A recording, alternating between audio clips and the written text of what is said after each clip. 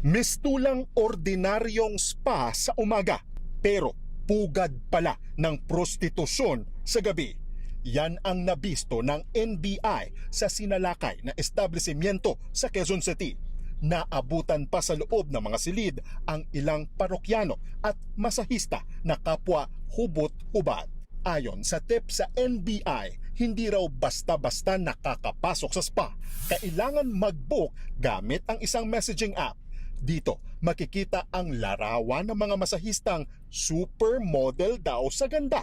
Naglalaro ang presyo ng kanilang serbisyo sa 5,700 hanggang 18,000 pesos.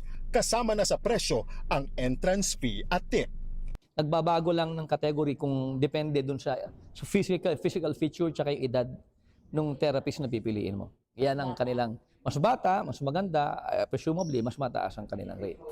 Pero hindi lang daw Swedish at Japanese massage ang serbisyo. May shower pa kasama ang therapist bago at matapos ang session. At ang binabalik-balikan ng mga parokyano, ang all the way extra service o ES na pakikipagtalik. Masyadong mataas yung rates. Maganda rin yung venue such that hindi katakataka na malamang ay talagang malalaking mga negosyante na may kakayahan na magbayad ang nag-a-avail ng services. Siyam na masahista ang na-rescue.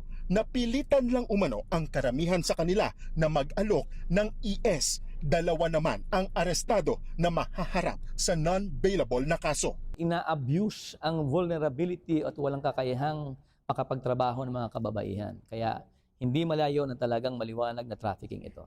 Napag-alaman ding walang sapat na mga dokumento ang spa para mag-operate mula sa DTI at LGU. Ipinasara na ang spa habang ang dalawang inarestong may-ari nahaharap sa reklamong large-scale trafficking. Nagbabalita mula sa Frontline, Gio Robles, News 5.